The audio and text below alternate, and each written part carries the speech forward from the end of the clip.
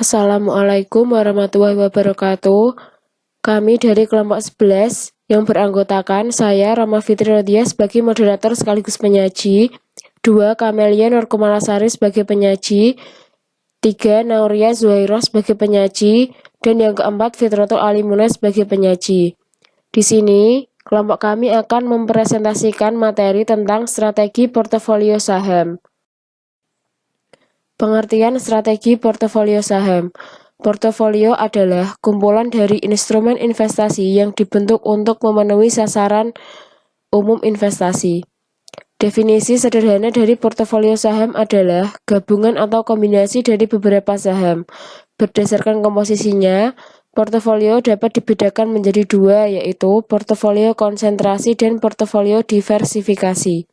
Yang pertama, portofolio konsentrasi adalah melakukan investasi pada saham-saham perusahaan yang bergerak dalam sektor tertentu untuk mengantisipasi perubahan siklus ekonomi di kemudian hari. Yang kedua, portofolio diversifikasi, yaitu melakukan modifikasi atau perubahan terhadap bobot portofolio saham-saham pada sektor industri yang berbeda-beda untuk mengantisipasi perubahan siklus ekonomi, pertumbuhan, dan nilai saham perusahaan.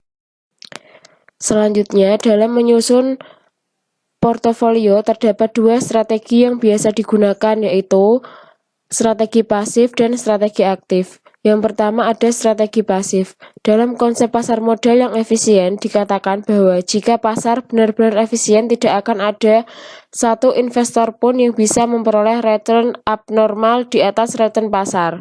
Konsep tersebut menghasilkan strategi pasif dalam portofolio saham. Strategi pasif bisa juga diartikan sebagai tindakan investor dalam membentuk portofolio saham yang merupakan replikasi kinerja indeks pasar. Dengan demikian, tujuan strategi pasif adalah untuk mengikuti kinerja indeks pasar sedekat mungkin. Strategi yang dipakai dalam strategi pasif portofolio saham terdiri dari strategi beli dan simpan dan strategi mengikuti indeks. Strategi beli dan simpan atau buy and hold strategi. Dalam strategi ini, investor membeli sejumlah saham dan tetap memegangnya untuk beberapa waktu tertentu. Tujuannya dilakukannya strategi ini adalah untuk menghindari biaya transaksi dan biaya tambahan lainnya yang terlalu tinggi. Dalam hal ini bukan berarti investor tidak melakukan apa-apa dan hanya sekedar membeli lalu menyimpan saham yang telah dibelinya tersebut, tapi investor juga harus melakukan tindakan rasional dalam berinvestasi. Investor harus pintar-pintar memilih saham yang akan dimasukkan dalam investasinya, lalu melakukan penyesuaian jika diperlukan. Strategi mengikuti indeks atau biasa disebut dengan indexing strategi. Strategi ini dalam praktiknya bisa digambarkan sebagai pembeli instrumen reksadana atau dana pensiun oleh investor. Strategi investor seperti ini bisa dikategorikan strategi pasif. Dengan membeli instrumen reksadana, investor berharap bahwa kinerja investasinya pada kumpulan saham-saham dalam instrumen reksadana sudah merupakan duplikasi dari kinerja indeks pasar. Dengan kata lain, investor berharap akan memperoleh return yang sebanding dengan return pasar. Strategi aktif. Dalam strategi aktif, investor akan secara aktif melakukan pemilihan saham berdasarkan informasi yang dikumpulkannya dan pergerakan harga pasar saham tersebut. Tujuan strategi aktif adalah mencapai return portofolio saham yang melebihi return portofolio saham peroleh melalui strategi pasif dan untuk memperoleh ekspektasi tinggi pengembalian di atas rata-rata tingkat pengembalian pasar atau abnormal return. Dengan kata lain, investor akan berusaha memperoleh hasil yang lebih tinggi dibandingkan return yang diperoleh sesama investor lain.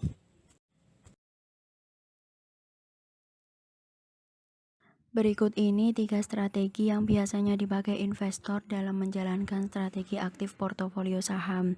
Pertama, pemilihan saham. Dalam hal ini, investor secara aktif melakukan analisis dan pemilihan saham-saham terbaik, yaitu saham yang memberikan hubungan tingkat return risiko yang terbaik dibanding alternatif lainnya. Pemilihan tersebut dilakukan dengan berdasar pada analisis fundamental guna mengetahui prospek saham tersebut di masa datang. Dalam hal ini, mereka percaya bahwa tindakan aktif yang mereka lakukan akan memberikan return yang lebih besar dibanding investor lainnya yang hanya mengandalkan strategi investasinya pada strategi pasif. Yang kedua ada rotasi sektor. Strategi ini biasanya dilakukan oleh investor yang berinvestasi pada saham-saham di dalam negeri saja. Dalam hal ini, investor bisa melakukan dua cara. Pertama, melakukan investasi pada saham-saham perusahaan yang bergerak pada sektor tertentu untuk mengantisipasi perubahan siklus ekonomi di kemudian hari. Yang kedua, dengan melakukan modifikasi atau perubahan terhadap bobot portofolio saham-saham pada sektor industri yang berbeda-beda untuk mengantisipasi perubahan siklus ekonomi, pertumbuhan, dan nilai saham perusahaan. Reilly dan Brown pada tahun 1997 mengkategorikan saham-saham per sektor industri menjadi 5, yaitu 1. Saham-saham sektor finansial. Yang kedua, saham-saham sektor barang konsumen tahan lama. Ketiga, saham-saham sektor barang modal. Yang keempat, saham-saham sektor industri dasar. Yang kelima, saham-saham sektor barang-barang kebutuhan pokok. 3. Strategi momentum harga. Dalam strategi ini, investor akan mencari momentum atau waktu yang tepat. Pada saat perubahan harga yang terjadi bisa memberikan keuntungan bagi investor melalui tindakan menjual atau membeli saham. Strategi ini berdasarkan pada ideologi bahwa pada waktu-waktu tertentu harga pasar saham akan merefleksikan kinerja perusahaan. Berbagai teknik untuk mencari momentum yang tepat dalam portofolio saham bisa dilakukan, salah satunya adalah dengan membuat peta atau chart pergerakan harga saham selama beberapa waktu untuk meramalkan apa yang akan terjadi pada harga saham tersebut di kemudian hari. Kelebihan dan kelemahan strategi aktif. Yang pertama, kelebihan strategi aktif, yakni mengharuskan investor untuk selalu mengikuti perkembangan pasar dan mencermati informasi-informasi yang berpotensi mempengaruhinya. Dengan begitu, investor akan terus memperbaharui analisanya berdasarkan informasi dan atau data terbaru, sehingga keputusan investasi yang diambil juga disesuaikan dengan tren pasar yang sedang berlangsung. 2. Kelemahan strategi aktif.